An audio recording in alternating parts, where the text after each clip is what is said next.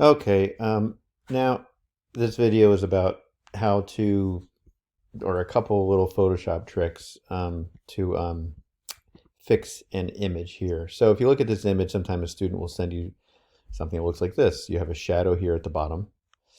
You have a 1 point perspective happening on something that should be flat.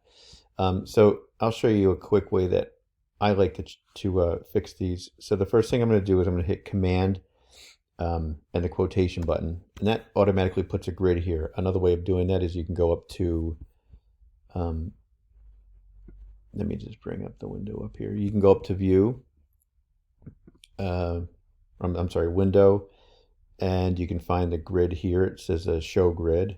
I think it's here, or is it View? Yeah, I'm sorry, it's under View, Show, and then you can go down to Show Grid right here. So that's another way of doing it. So what I'm gonna do is I'm just gonna zoom in, and the next thing I will do is I'm going to double click the background. Those of you that are more proficient with Photoshop, you know the technology verbiage for this, and I don't. So I double click this, which allows me to go into image. I just want to double check that I am up here. Okay.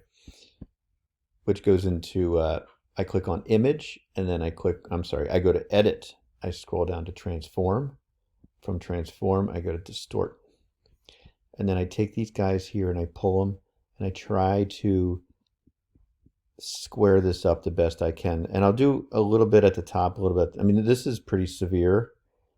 And that's why I picked this one. I'm going to see if I can change this without distorting the image. And there's another way of doing this too. There's something called lens correction or lens distortion. And that process actually might be better for this particular drawing, but let's just see what happens here. And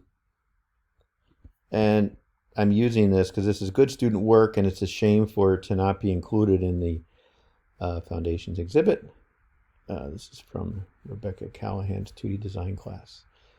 All right, so I feel that I've corrected this, so I'm just going to hit Command and the quotation and take the grid off. So now it feels to be straight, and it's a fast way of fixing that one area. Now that it is there's a bit of that shadow coming in down here, and I'll fix that in a second. But the next thing I'm going to do, and this is how I do it. There's probably another way of doing it. I click this button here, and then the transform goes away, and now I can freely do other things. So what I'm going to do next is, I'm going to just frame it. So I click this button here, so I'm going to crop it. And in this case, do I want to crop it on the drawing itself, or do I want to crop it on the white paper? For now, I'll just crop it on the white paper. And then hit return there. I'm going to zoom this up a little bit more so you can clearly see. So far, it looks pretty good. I'm happy with that.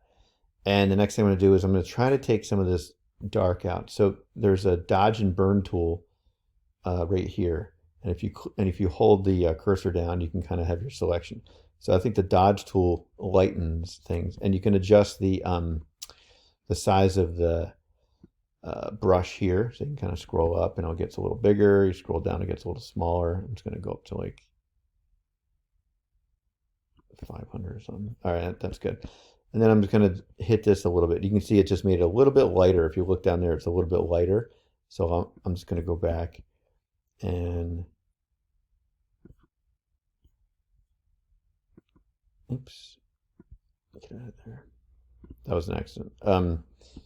And lighten it up there because it is pretty light here. And you can even, if you click this button here, you can, which is a color sample, you can click that, and it puts the color sample here, and it kind of tells you what color it is. It's not pure white. That would be pure white, but that's the lightest that we have. It's about right there. I'm just going to do that again because I just lost it. Where is it? Here, and then here, and I click here. And I'm just curious where it is, and I hit OK. And then I'm going to go down here and click what's down there. And it's a little darker. You can kind of see it move down a little bit. Okay. The next thing I'm going to do is I'm going to go to Image.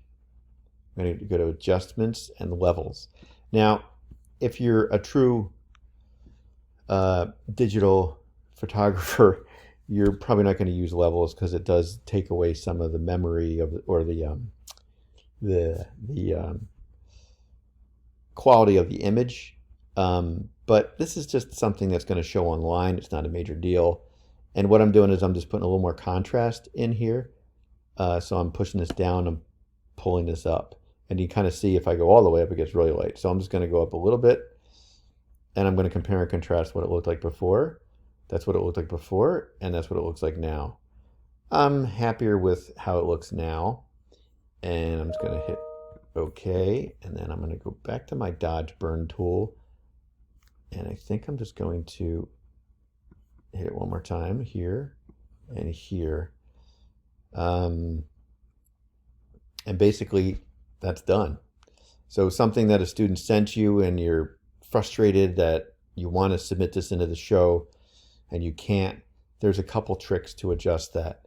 I'm just going to click down to Image. Another trick I do sometimes, say if an image is really orange or really blue, you can go down, you can go to Image, Adjustments, and then you go down to Photo Filter.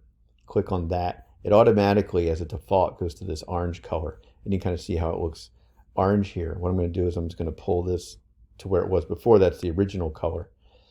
But say if it was too orange or too blue, you can click this. Say if it was too orange, then you, complementary of orange is blue, you go to blue, and you can kind of play around with different types of blues, a warmer blue, a cooler blue.